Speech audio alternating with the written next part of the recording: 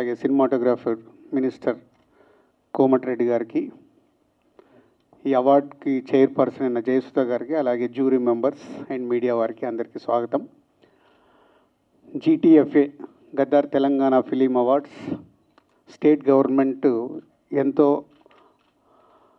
ఆర్భాటంగా ఈ ఈవెంట్స్ చేయాలని ఈరోజు సంకల్పం ఉండే, పోతే ఇందాక ఎండి గారు చెప్పినట్టు ఆ ఇన్సిడెంట్ వల్ల ముందుగా సింపుల్గానే చేస్తూ ఈ రోజు నుంచి జ్యూరీ వారు సినిమాలు చూసి వాళ్ళు మే ఎండ్ కల్లా జ్యూరీ నుంచి ఏదైతే 2024 తెలుగు సినిమాల్ని ఫైనల్ చేసి GTFAకు ఇస్తే ఫైనల్గా జూన్ 14th రోజు ఈ గద్దార్ తెలంగాణ ఫిలిం అవార్డ్స్ని పెద్ద ఎత్తున చేయడానికి ప్లాన్ చేశాం.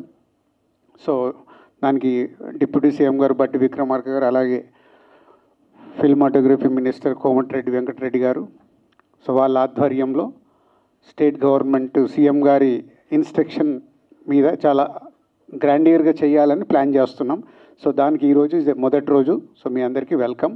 సో మీరు 2024 నిజాయితీగా మీరు మీ జ్యూరీ మెంబర్స్ సెలెక్ట్ చేసిన సినిమాలకి అవార్డ్స్ వచ్చేలాగా ప్లాన్ చేద్దాం. Thank you.